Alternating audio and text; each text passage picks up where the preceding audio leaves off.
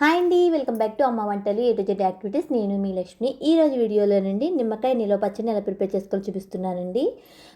నేను ముందు వీడియోలోనండి కొత్తిమీర నిలవ పచ్చడిని ఎలా ప్రిపేర్ చేసుకోవాలో చూపించాను, అలాగే టమాటా నిలవ పచ్చడిని కూడా చూపించానండి. పర్ఫెక్ట్ కొలతతో ఎలా ప్రిపేర్ చేసుకోవాలన్నది. ఇప్పుడు ఎక్కువ రోజులు నిలవ ఉండి మనకి ఎప్పుడు కావాలితే అప్పుడు ఈజీగా ప్రిపేర్ చేసుకునే నిమ్మకాయ నిలవ పచ్చడిని ఎలా ప్రిపేర్ చేయాలో చూపిస్తున్నాను. చివరి వరకు నా వీడియో స్కిప్ చేయకుండా చూడండి. అలాగే మీకు నచ్చితే ఒక లైక్ చేసి షేర్ చేసి సబ్స్క్రైబ్ చేసుకోండి. ఈ నిమ్మకాయ నిలవ పచ్చడి ఎలా ప్రిపేర్ చేస్తున్నానో చూడండి.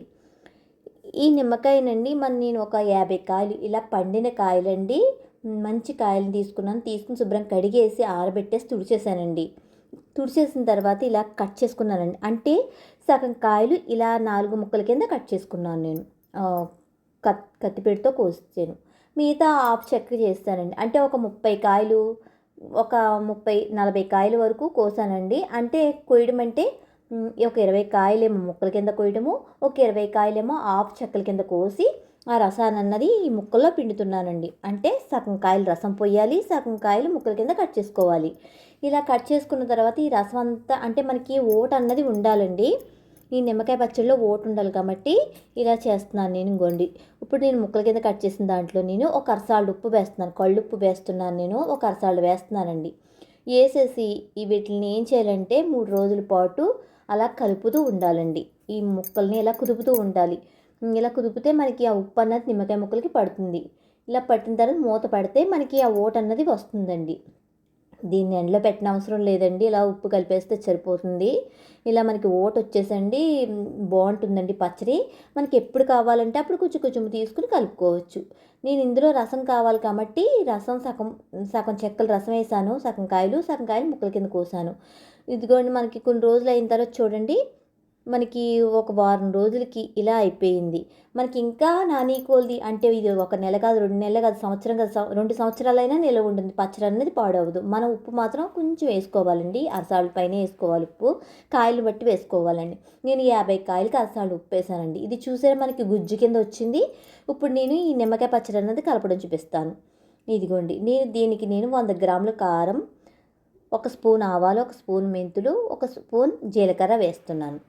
అలాగే నేను నూనె, అలాగే కొంచెం కచ్చాపిచ్చాగా దంచిన ఒక 10 వెల్లుల్లి రెబ్బలు తీసుకున్నాను.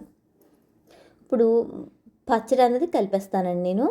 ముందుగానండి నేను కొన్ని ఆవాలు, అంటే మనకి ఒక పెద్ద స్పూన్తో మెంతులు, పెద్ద స్పూన్తో ఆవాలు తీసుకున్నానండి. ఇవి కొంచెం చిటపట్లు ఆడేంత వరకు దోరగా వేయించుకోవాలి.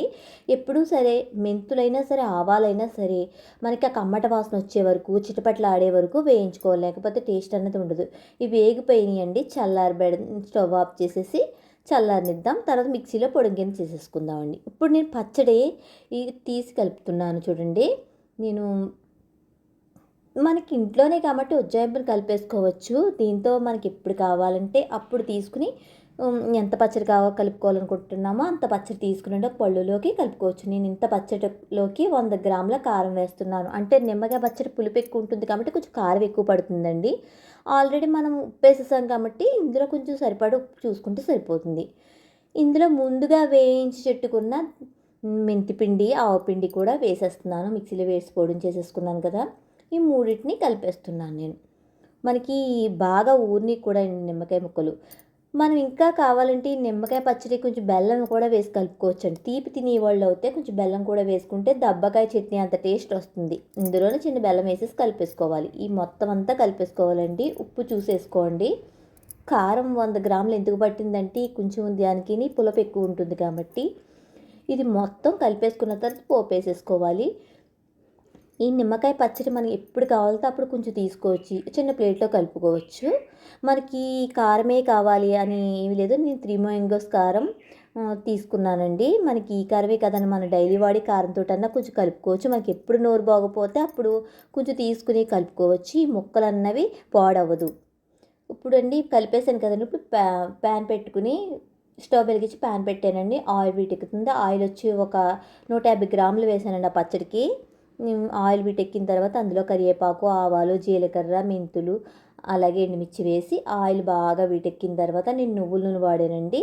బాగా కలిపేసుకోవాలి. ఇంగోండి చూడండి, ఇది బాగా కలుపుకున్న తర్వాత నేను ఇది కాయలు వేసేస్తున్నాను. సీసాకాయలో ఫ్రిడ్జ్లోనే పెట్టుకోండి, బయట ఉంచుకోవద్దు. ఒకవేళ బయట ఉంచుకున్నా పాడవదు.